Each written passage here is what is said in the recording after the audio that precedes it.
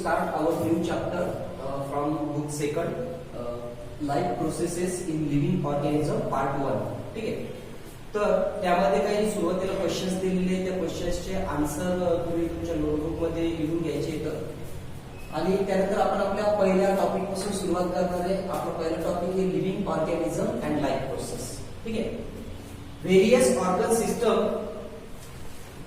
Perform their functions within the body continuously. आपल्या बॉडीमध्ये ज्या वेगवेगळ्या प्रकारच्या ऑर्गन सिस्टम राहत असतात, तर ह्या वेगवेगळ्या प्रकारच्या ऑर्गन सिस्टम काय करत असतात, त्या ठिकाणी त्यांचे जे फंक्शन्स असतात त्यांचे फंक्शन्स परफॉर्म करत असतात कंटिन्युअसली. ठीक आहे.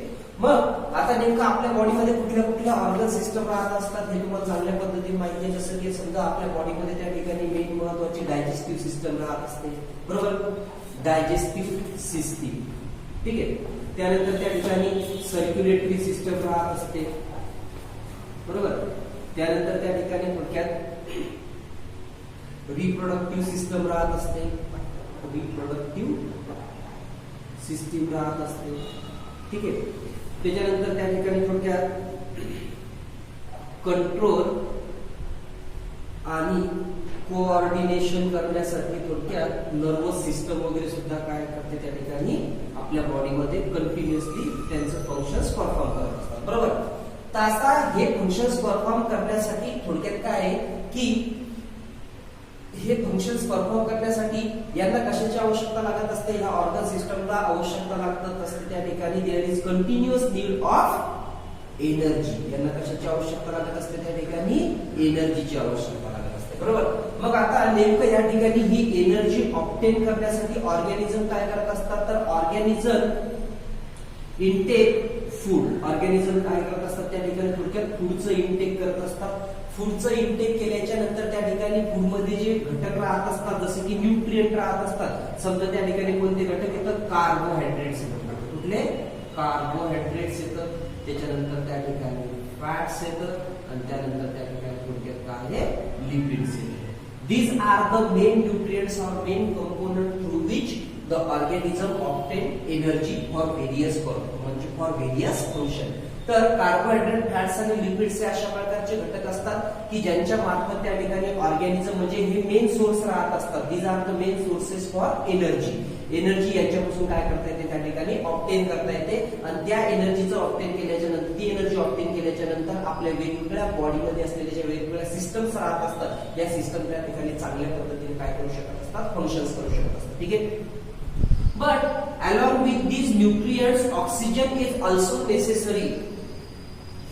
ह्या न्यूट्रिएंट व्यतिरिक्त त्या ठिकाणी कशाची आवश्यकता लागत असते, ऑक्सिजनची सुद्धा आवश्यकता लागत असते, बरोबर.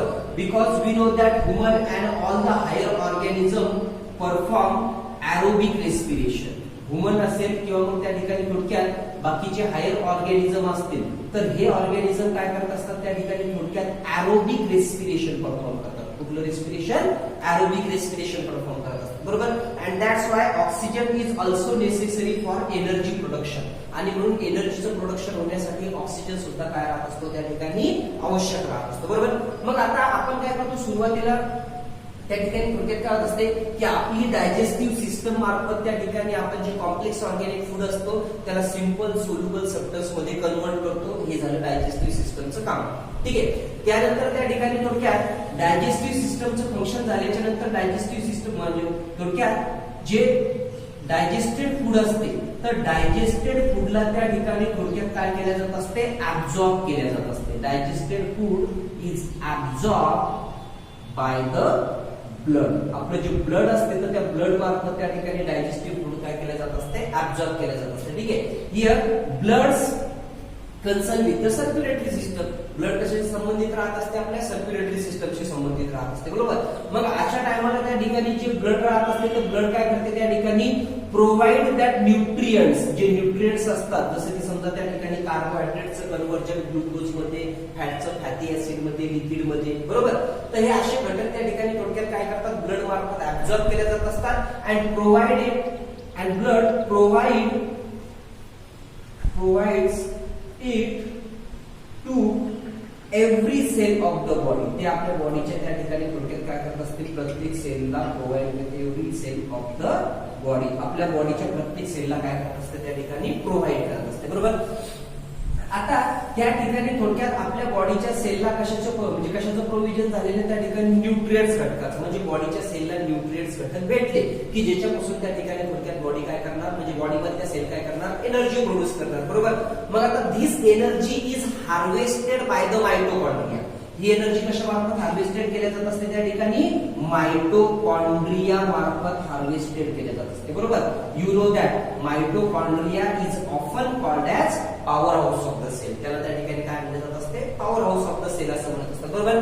मग या न्यूट्रिएंट्स घटकापासून एनर्जी हार्वेस्ट करण्याचं काम त्या ठिकाणी आपल्या बॉडीच्या प्रत्येक सेलमध्ये असलेले मायटोकॉन्ड्रिया करत असतात, बरोबर. So mitochondria need oxygen. मायटोकॉन्ड्रियाला त्या एनर्जी म्हणजे त्या न्यूट्रिएंट घटकापासून एनर्जी प्रोडक्शन करण्यासाठी कशाची आवश्यकता लागत असते त्या ठिकाणी, ऑक्सिजन घटकाची आवश्यकता लागत असते, ठीक आहे. तर अशा पद्धतीने थोडक्यात काय आहे की परत आपण एकदा त्याचा रिव्ह्यू घेऊ. आपल्या बॉडीमध्ये various organ system are functions within the body independently and continuously. आपल्या बॉडीमध्ये वेगवेगळ्या प्रकारच्या ज्या सिस्टम राहत असतात, ऑर्गन सिस्टम राहत असतात, ते त्यांचे फंक्शन्स काय करतात त्या ठिकाणी, इंडिपेंडेंटली आणि कंटिन्युअसली परफॉर्म करत असतात, बरोबर. त्याच्यानंतर आपल्या बॉडीमध्ये वेगवेगळ्या प्रकारच्या सिस्टम राहत असतात. As you know that there are digestive system, there is circulatory system, reproductive system, control coordination system, muscular system, skeletal system, ठीक आहे. तर या सर्वच्या सिस्टम राहत असतात. तर to perform their functions these systems require energy, continuous require energy. या सिस्टमला कंटिन्युअसली कशाची आवश्यकता राहत असते त्या ठिकाणी, एनर्जीची राहत असते. We obtain or organism obtain this energy from the food they intake. मग ऑर्गॅनिझमला ही एनर्जी नेमकी भेटते कशापासून, तर ही एनर्जी त्यांना भेटत असते त्या फूड पासून की जे ते इंटेक करत असतात, बरोबर. Carbohydrate, fats and lipids in the food are the main sources of energy. आपल्या फूड मध्ये जे कार्बोहायड्रेट राहत असतात, फॅट असतात, लिपिड असतात, तर हे म्हणजे ऑर्गॅनिझमला जी एनर्जी भेटत असते त्यांचे काय राहत असतात, मेन सोर्स राहत असतात, त्यांच्यापासून एनर्जी भेटत असते, बरोबर. मग आता ह्युमन ऑर्गॅनिझम किंवा बाकीचे काही हायर ऑर्गॅनिझम असतात तर ते मेनली परफॉर्म एरोबिक रेस्पिरेशन. कुठल्या प्रकारचं रेस्पिरेशन परफॉर्म करतात, एरोबिक रेस्पिरेशन. म्हणजे याचा अर्थ काय आहे की for the production of energy not only the nutrient but oxygen is also necessary. एनर्जीचं प्रोडक्शन होण्यासाठी एरोबिक कंडिशन मध्ये एनर्जीचं प्रोडक्शन होण्यासाठी फक्त न्यूट्रिएंटच नाही तर त्या ठिकाणी ऑक्सिजन सुद्धा काय लागत असतो, आवश्यक लागत असतो, बरोबर. डायजेस्टेड फूड जे राहत असते आपल्या बॉडीमध्ये, जे फूड डायजेस्ट होते तर डायजेस्टेड फूड हे ब्लड मार्फत काय केले जात असते, ऍब्झॉर्ब केले जात असते. ब्लड त्या ठिकाणी थोडक्यात जे न्यूट्रिएंट्स म्हणजे ऍब्झॉर्ब केलेले जे फूड आहे ते फूड काय करते, provide its to it and provide it to every cell of the body. ते आपल्या बॉडीच्या प्रत्येक सेलला काय करते त्या ठिकाणी प्रोव्हाइड करत असते. Energy is harvested by the mitochondria. जो मायटोकॉन्ड्रिया असतो आपल्या बॉडीच्या सेलमध्ये असलेला त्याच्या मार्फत एनर्जी काय केल्या जात असते, हार्वेस्ट केल्या जात असते. आणि mitochondria uses oxygen for the harvest of energy. आणि ही एनर्जीचा हार्वेस्ट करण्यासाठी मायटोकॉन्ड्रिया काय करत असतो, एनर्जीचं म्हणजे ऑक्सिजनचा त्या ठिकाणी उपयोग करत असतो. This is human being and other animals. आपण आणि जे बाकीचे ॲनिमल्स राहत असतात मेनली दे कंझ्युम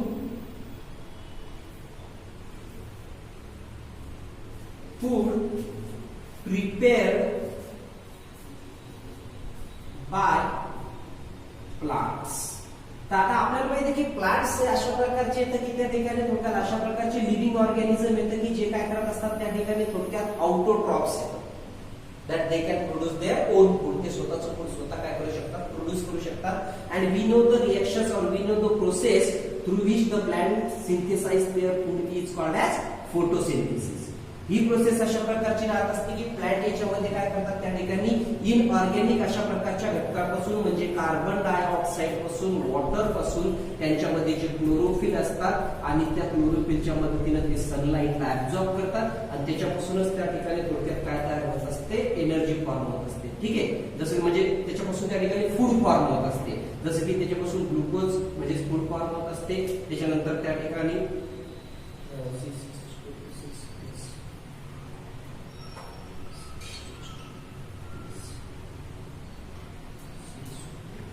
तर अशा प्रकारचे प्रोडक्ट त्या ठिकाणी थोडक्यात काय करतात, फोटोसिंथेसिस मार्फत फॉर्म होत असतात. मग या ठिकाणी थोडक्यात जे फूड तयार झालेले ठीक आहे, या ठिकाणी थोडक्यात जे फूड तयार झालेले, तर this food is utilise by the plant itself. Plant मार्फत सुद्धा ते त्यांच्या लाईफ प्रोसेस साठी युटिलाइज केले जात असते.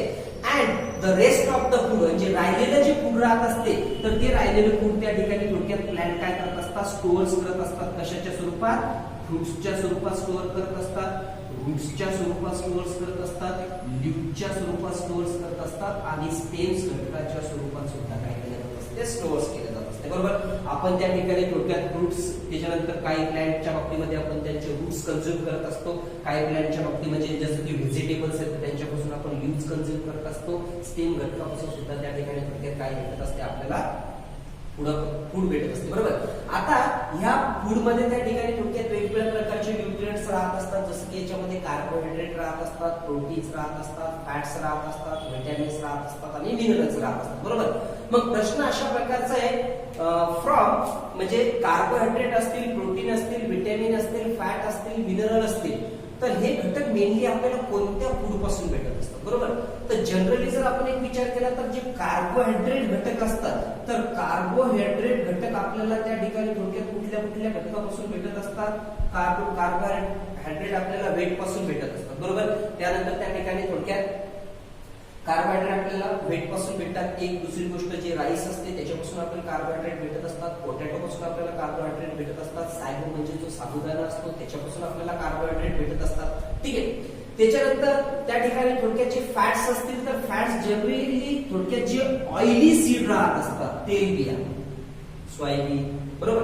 त्या अशा प्रकारचे जे तेलबिया राहत असतात त्याच्यापासून आपल्याला जनरली काय भेटत असतात, त्या ठिकाणी थोडक्यात फॅट्स भेटत असतात, आणि आपण त्या ठिकाणी तेलाच्या स्वरूपात किंवा घीच्या स्वरूपात त्याचा काय करत असतो, उपयोग करत असतो. बरोबर. त्याच्यानंतर प्रोटीन्सच्या बाबतीत जर विचार केला तर मेनली आपल्याला प्रोटीन्सचा जो मेन सोर्स असतो तो कोणता राहत असतो, त्या ठिकाणी मिल्क राहत असतो, किंवा मग त्या ठिकाणी एग म्हणजे अंडी राहत असतात. यांच्यापासून आपल्याला मेनली कशाचे काय भेटत असते, प्रोटीन भेटत असते.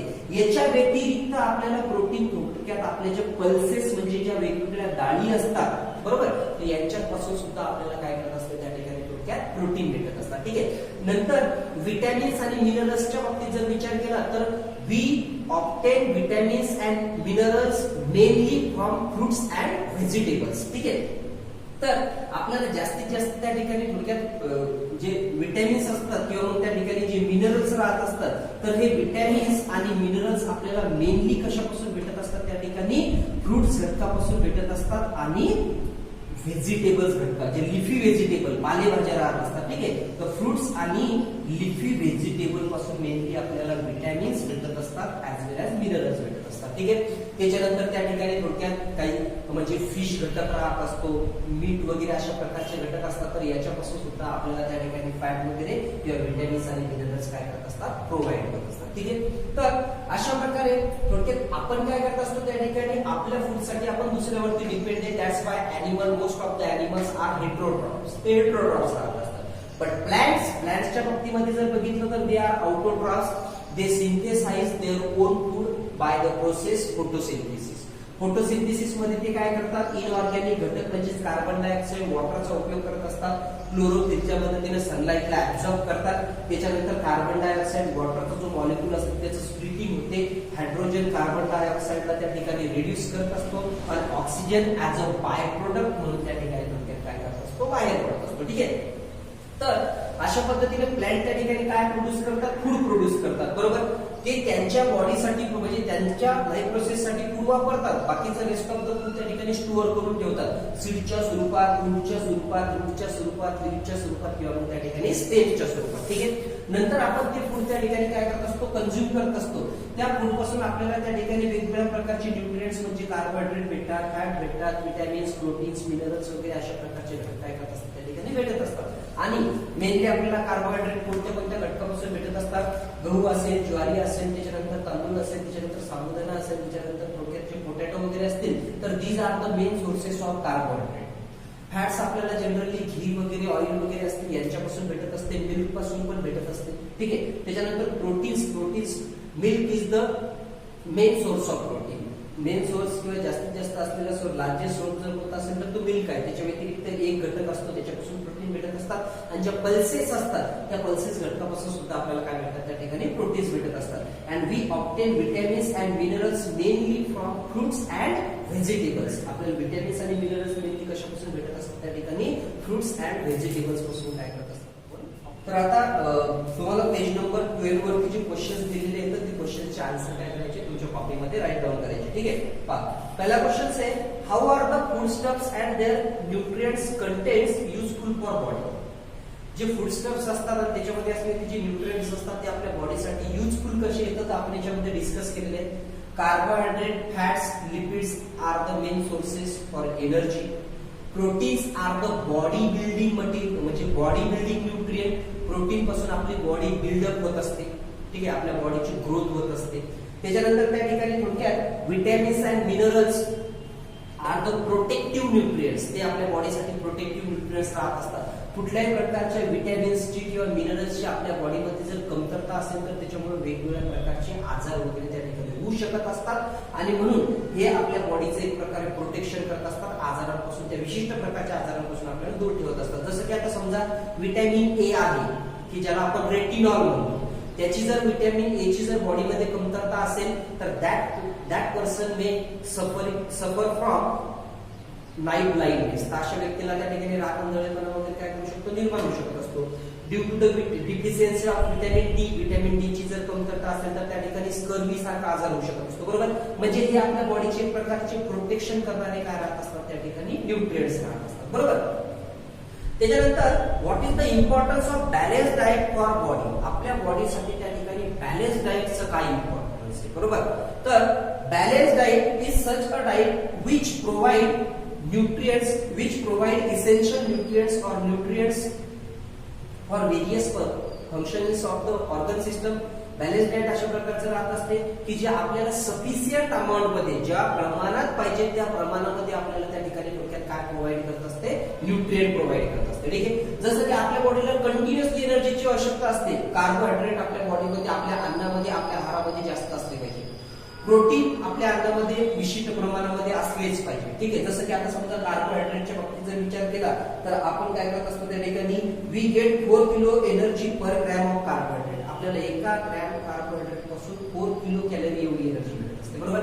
तर हे बॅलन्स डाएट म्हणजे असं डाएट की ज्याच्यामध्ये त्या ठिकाणी जे आपल्या बॉडीला जेवढ्या न्यूट्रिएंटची एका दिवसामध्ये आवश्यकता आहे तेवढे न्यूट्रिएंट्स आपल्याला ज्या डाएट पासून भेटत असतात त्या डाएटला आपण काय म्हणतात त्या ठिकाणी बॅलन्स डाएट म्हणतात. बरोबर. त्याच्यानंतर एक क्वेश्चन नंतरचा क्वेश्चन असं आहे which different functions are perform by muscle in body. आपल्या बॉडी मार्फत त्या ठिकाणी म्हणजे आपल्या बॉडीमध्ये जे मसल्स असतात त्याच्या मार्फत कोणते डिफरंट फंक्शन्स काय केले जात असतात परफॉर्म केले जात असतात. तर डिफरंट फंक्शन्स अशा प्रकारचे with the help of muscle we can locomote और we can perform various movement. आपण आपल्या मसलच्याच मदतीने वेगवेगळ्या प्रकारच्या ज्या मुवमेंट असतात त्या काय करत असतो परफॉर्म करत असतो. बरोबर. त्याच्यानंतर muscle leads to contraction and relaxation of some organ so as to facilitate the specific life process to be carried out. Muscle आपल्या बॉडीमध्ये त्या ठिकाणी थोडक्यात काय करत असतात एक विशिष्ट प्रकारचे म्हणजे कॉन्ट्रॅक्शन आणि रिलॅक्सेशन करत असतात आपल्या ऑर्गनचं. त्याच्यामुळे एखादी लाईफ प्रोसेस ही चांगल्या पद्धतीने काय करत असते फॅसिलिटेट होत असते. ठीक आहे. जसं की हार्टच्या बाबतीमध्ये हार्टमध्ये कार्डियक मसल राहत असतात. त्यांचं रिदमिक कॉन्ट्रॅक्शन रिलॅक्सेशन होत असते. परिणामी आपल्या बॉडीच्या सेलला कंटिन्युअसली ऑक्सिजन आणि न्यूट्रिएंट्सचा सप्लाय काय करत असतो प्रोव्हाइड होत असतो. बरोबर. अशा पद्धतीने नेक्स्ट क्वेश्चन आहे what is the importance of digestive juices in digestive system. Digestive ज्युसेसचं डायजेस्टिव्ह सिस्टम मध्ये काय इम्पॉर्टन्स आहे. बरोबर. तर digestive juices contain enzymes. Digestive juices म्हणजे काय राहत असतात त्या ठिकाणी थोडक्यात एन्झाइम्स राहत असतात.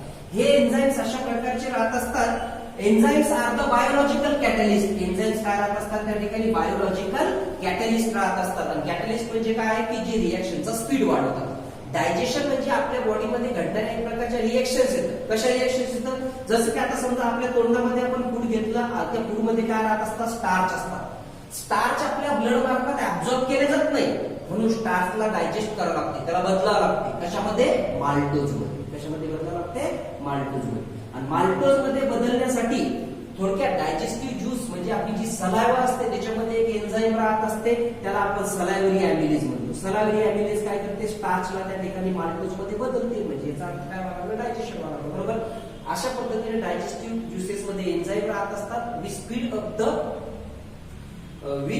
Up the reaction concern with digestive process. आपल्या डायजेस्टिव्ह प्रोसेस सोबत कन्सर्न असलेल्या रिएक्शनचं काय करतात, स्पीड वाढवत असतात. नंतर नेक्स्ट क्वेश्चन आहे, which system is in action for removal of waste material produce in human body. आपल्या बॉडीमध्ये जे वेस्ट मटेरियल प्रोड्यूस होत असतात तर ते वेस्ट मटेरियल बॉडीमधून रिमूव्ह करण्यासाठी कोणती सिस्टम ऍक्शन मध्ये राहत असते, तर excretory system is in action for the removal of waste material produce in the body. आपल्या बॉडीमध्ये जे वेस्ट मटेरियल प्रोड्यूस होत असते तर त्याला रिमूव्ह करण्यासाठी एक्सक्रीटरी सिस्टम काय करत असते, त्या ठिकाणी ऍक्शन मध्ये राहत असते, फंक्शन करत असते. नेक्स्ट क्वेश्चन आहे, what is the role of circulatory system in energy production.